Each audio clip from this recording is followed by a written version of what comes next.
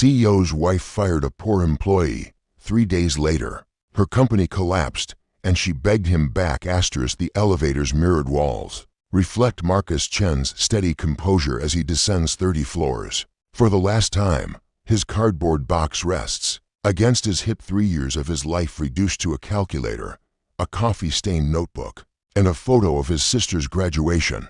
The soft hum of machinery fills the silence, but it can't drown out the memory of Victoria Blackstone's voice. Sharp as winter glass, pack your things. Security will escort you out. The doors slide open to reveal the marble lobby of Blackstone Industries, where he once walked with purpose every morning at 7:15 sharp. Now the space feels cavernous, hollow. Marcus, he turns. Victoria stands 10 feet away, her Louboutin heels clicking against the polished stone as she approaches. Her tailored Chanel suit hugs her curves with the precision of armor, but something in her emerald eyes looks fractured. 3 days. It's been 3 days since she destroyed him. I need to speak with you. Her voice wavers, barely perceptible, but he catches it. He's always been good at reading people. It's what made him invaluable, what made her fear him. I think you said everything upstairs. He shifts the box, his fingers steady despite the storm brewing in his chest, quite eloquently.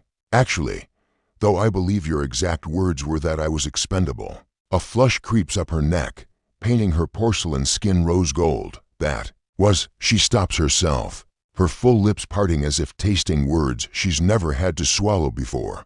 Things have changed. In 3 days, he tilts his head, studying the way her breathing has quickened, the slight tremor in her manicured hands. What could possibly have changed? Mrs. Blackstone.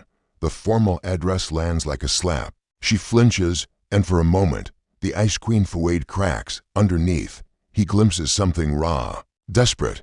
The Morrison account pulled out this morning. Her voice drops to barely above a whisper. They said without you. The quarterly projections were meaningless. Marcus says nothing. The lobby's fountain bubbles nearby, its gentle splash echoing off the vaulted ceiling. He remembers designing the sound system for this space, calculated the acoustic dampening to create just this effect. Soothing, professional. Now it sounds like time running out. The Nakamura deal collapsed yesterday. Each word seems to cost her something. Your encryption protocols. James can't figure out how to implement them. The servers crash twice. Still, he waits, watches as the most powerful woman in Seattle's tech industry unravels before him like silk pulled to taut. The board called an emergency meeting for tomorrow. Her breath catches. They're talking about removing Richard from CEO. They're talking about, she can't finish, about you.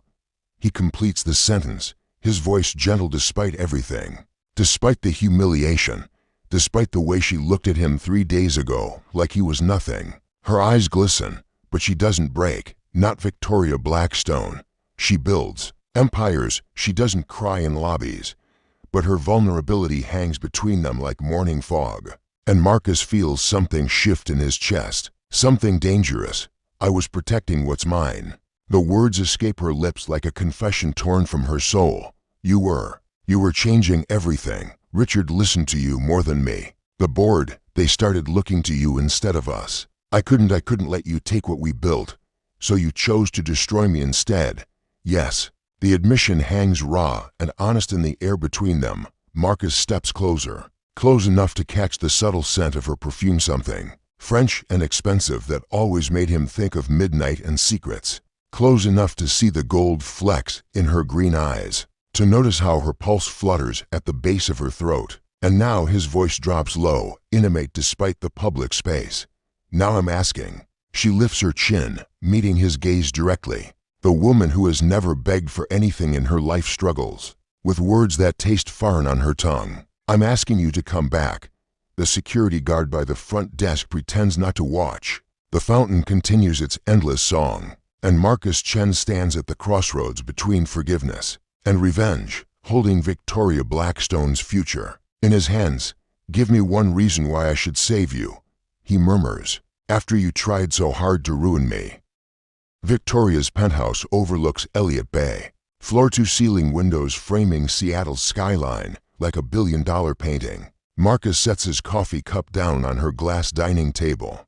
The sound sharpened the silence between them. She insisted. They continue this conversation here, away from the corporate battlefield where she destroyed him 72 hours ago. Your terms are generous. She slides the contract across the table, her fingers lingering near his. Chief Innovation Officer, equity position, full creative control over the tech division. But he doesn't touch the papers, doesn't touch her hand, though he wants to more than he should. But nothing. She moves to the window, her silhouette outlined against the fading sunset. The soft cashmere of her sweater clings to her curves, and Marcus forces himself to focus on business, on numbers, on anything except the way she's letting her guard down in the intimate space of her home. There's always a but with you, Victoria.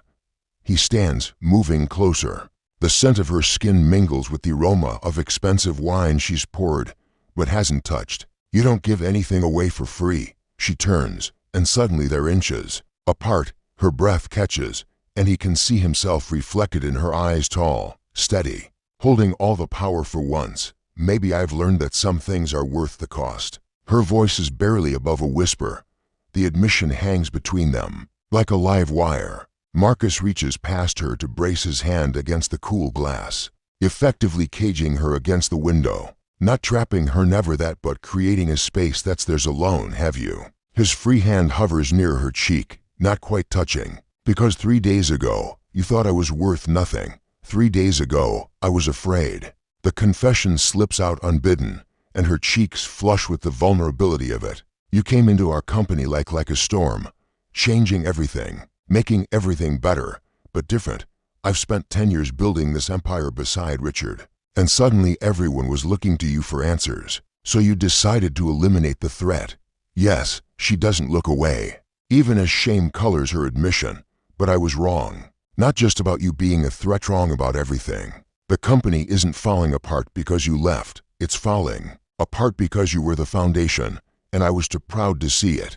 Marcus's thumb traces the air an inch from her skin, not touching but close enough that she can feel the warmth. And what about now? What do you see now? Her lips part, and he watches her struggle with words that could change everything.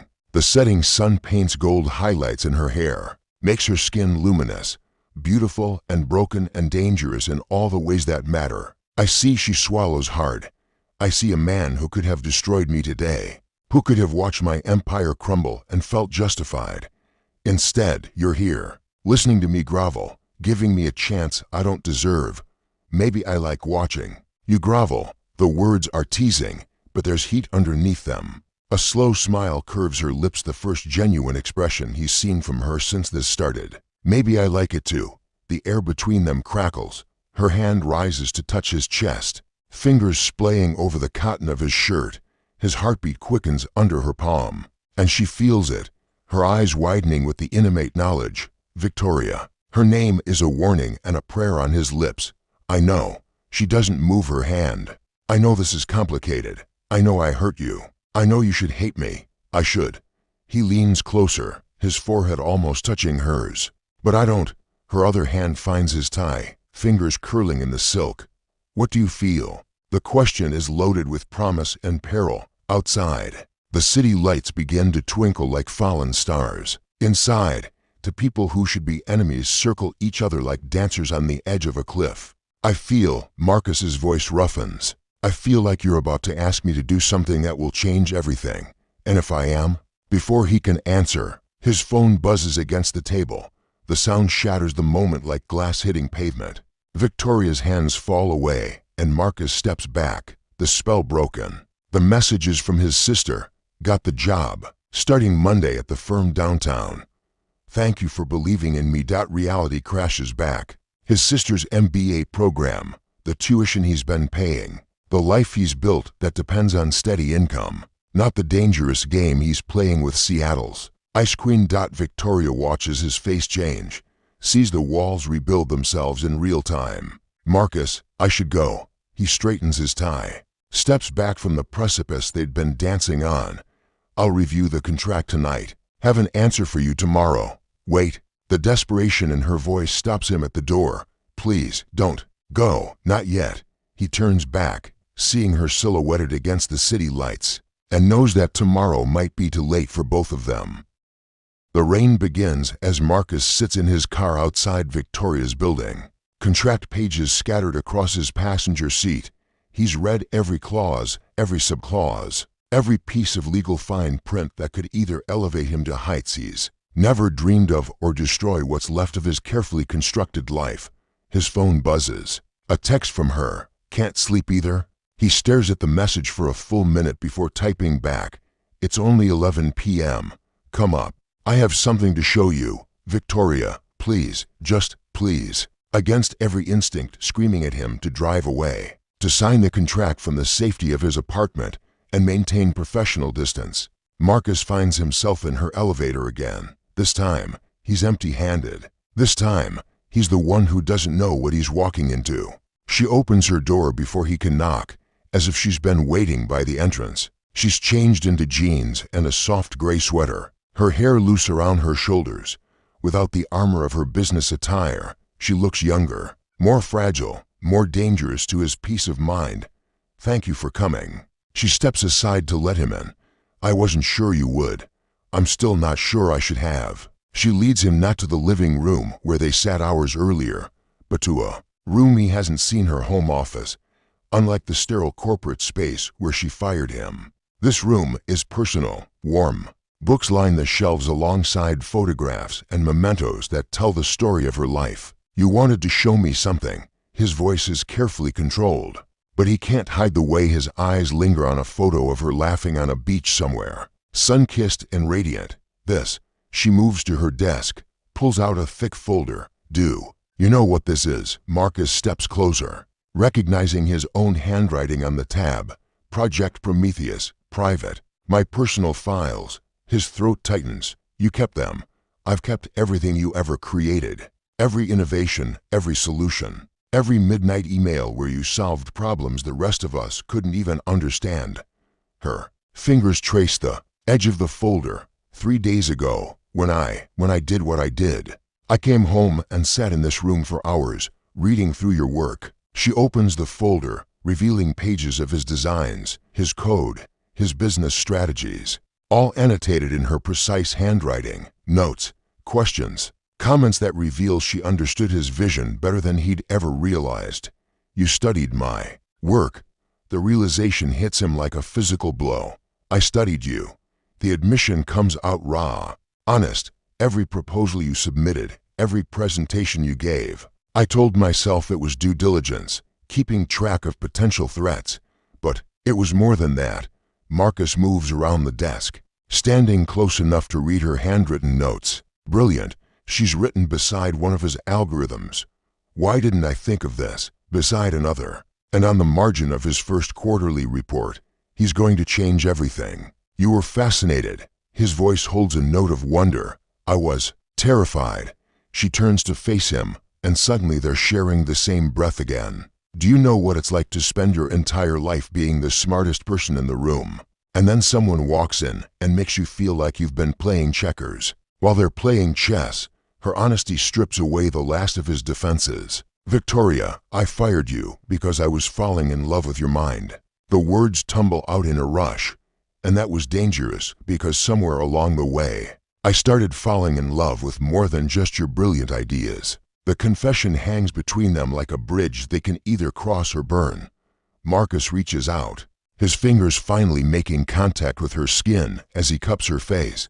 She leans into his touch, her eyes fluttering closed. You destroyed me to protect yourself. His thumb traces the line of her cheekbone. Yes, and now you're laying yourself bare to bring me back. Yes. He leans down, his lips barely brushing hers. It's not quite a kiss, more like a question asked in the universal language of breath and want and possibility. Marcus, his name on her lips, is part prayer, part surrender. This time when he kisses her, it's with the weight of 3 days of anger and hurt and longing. She melts against him, her hands fisting in his shirt as if she's afraid he'll disappear. The kiss tastes like confession and forgiveness and the beginning of something that could save them both or destroy everything they've ever built. When they break apart, both breathless, Victoria rests her forehead against his chest. I don't know how to do this, she whispers. I don't know how to be vulnerable. I don't know how to trust someone with everything I am. Neither do I. His arms tighten around her. but maybe we can figure it out together." She pulls back to look at him, her eyes bright with unshed tears and something that might be hope. "Does this mean you'll take the position?" Marcus is quiet. For a long moment, his thumbs still tracing patterns on her skin. Outside, the rain continues to fall against the windows. But inside this room filled with evidence of her secret fascination with him, everything feels possible. "It means I'll consider it." He smiles, the expression transforming his serious features. "But I have conditions of my own." "Name them." "First, no more games, no more lies. If we're going to rebuild the company together, we do it as equals." "Agreed." "Second, when this," he gestures between them, "gets complicated, and it will, we deal with it head on. No running, no firing people out of fear." She winces, but nods. "Agreed." And third, he leans down until his lips are against her ear. "The next time you want to tell me you're falling in love with me, don't wait until after you've tried to destroy my career." Her sharp intake of breath tells him she understands the implication. "The next time," as in, he's hoping there will be one. Before she can respond, her phone rings, shattering the intimate bubble they've created. The caller ID shows Richard's name, and reality comes crashing back. They spring apart. The spell broken, but not destroyed. Victoria stares at the ringing phone, then at Marcus, her face a map of conflict and desire and fear. "Answer it," he says, quietly. "But Victoria, this conversation isn't over." She nods, reaching for the phone with hands that shake just slightly. And Marcus knows that tomorrow's board meeting will determine more than just the fate of Blackstone Industries. It will determine whether they're brave enough to build something together, or if fear will tear them apart before they even begin. The emergency board meeting unfolds like a corporate execution. Marcus sits in the back row of the mahogany-paneled conference room, officially present as a potential consultant. Unofficially, there is Victoria's last hope. She sits at the polished table in her black power suit, spine straight, jaw set, while 12 board members decide her fate. The losses are catastrophic. Harold Pemberton's voice cuts through the room like a scalpel. $18 million in the Morrison pullout alone. The Nakamura deal was worth $45 million over 3 years. Richard Blackstone looks haggard, his silver hair disheveled, his usual commanding presence reduced to desperate deflection. These are temporary setbacks. Market fluctuations. This isn't about market fluctuations. Board member Elena Rodriguez slides a tablet across the table. This is about core competency failures, systems crashes, client confidence erosion, all stemming from the firing of one employee. Marcus feels Victoria's tension from across the room. Her knuckles are white where she grips her Mont-Blanc pen. "One employee," Pemberton continues, "who apparently was single-handedly holding this company's technical infrastructure together. That's an oversimplification." Victoria speaks for the first time in an hour. Her voice is steady, but Marcus catches the slight tremor underneath. Marcus Chen was valuable, yes, but valuable enough that his departure has cost us $63 million in 3 days. Rodriguez interrupts. Valuable enough that half our client base is questioning our competency. The room falls silent except for the soft hum of the air conditioning and the distant sounds of Seattle traffic 30 floors below. Marcus watches Victoria struggle with words that could save her empire or destroy it completely. "The decision to terminate Mr. Chen was mine." Each word costs her something. "The board has every right to hold me accountable for that decision." The words hit Marcus like a physical blow. She's protecting Richard, taking full responsibility even though they both know her husband signed off on the termination. Even though protecting him might cost her everything. Double quotes Mrs. Blackstone. Pemberton's voice carries the weight of an executioner's axe. "The board has lost confidence in your judgment. We're recommending your immediate resignation from all corporate positions, effective immediately." The room erupts in murmured conversations. Marcus sees Victoria's composure crack for just a moment, a flash of devastation she quickly masks. But he caught it. He saw the woman beneath the armor, and something primal and protective roars to life in his chest. Before he can second-guess himself, Marcus stands. "Excuse me." His voice cuts through the chatter like a blade through silk. The room falls silent. "I believe you're making a mistake." Pemberton frowns. "Mr. Chen You're here as an observer. I'm here as the man who designed 70% of the systems that make this company function. Marcus moves to the front of the room, his presence commanding in a way that makes even the most powerful board members sit up straighter. And I'm here to tell you that firing Victoria Blackstone would be the second worst decision this company has made this week. And the worst, Rodriguez asks. Firing me. His smile is sharp as winter. Which, by the way, wasn't her idea. The lie comes easily. Protecting her feels as natural as breathing. The termination order came from Richard Blackstone. Marcus's voice carries the weight of absolute authority. Mrs. Blackstone advised against it strongly, but she was overruled by her husband and chose loyalty over her better judgment.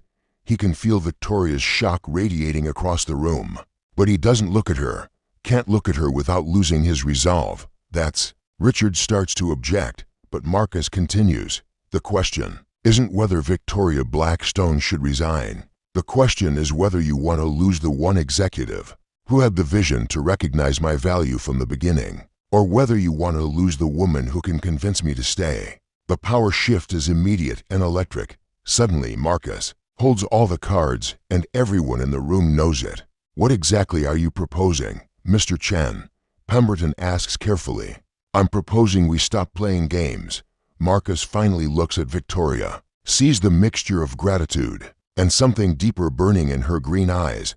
I'll return to Blackstone Industries as Chief Innovation Officer, with full authority over technical operations and client relations. Victoria Blackstone returns to her position as COO, with expanded oversight of strategic development. And Richard, Rodriguez asks. Marcus's pause is calculated, devastating. Richard Blackstone will focus on external partnerships and board relations, away from day-to-day operations. It's a corporate coup wrapped in silk gloves, Richard understands. Immediately he's being sidelined, his power stripped away as efficiently as a surgeon's scalpel. But the alternative is watching his company collapse entirely. This is acceptable to you, Mrs. Blackstone? Pemberton asks. Victoria stands, her composure rebuilt but somehow more authentic than before. Yes, it's acceptable. The vote is unanimous. The coup is complete. And as the board members file out, discussing implementation details and damage control strategies, Marcus and Victoria find themselves alone in the conference room, where her empire was nearly destroyed and then reborn. You lied for me. Her voice is soft, wondering. I protected us. He moves closer, close enough to see the gold flecks in her eyes.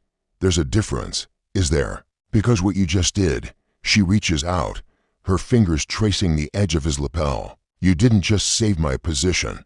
You engineered a complete power restructuring. You gave yourself everything you ever wanted professionally.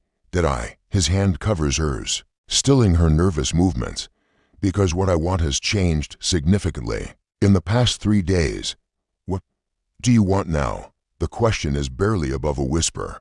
Instead of answering with words, Marcus backs her against the floor-to-ceiling windows overlooking the city. His hands brace against the glass on either side of her head. And suddenly, the most powerful boardroom in Seattle becomes their private world. I want you to stop sacrificing yourself for people who don't deserve it.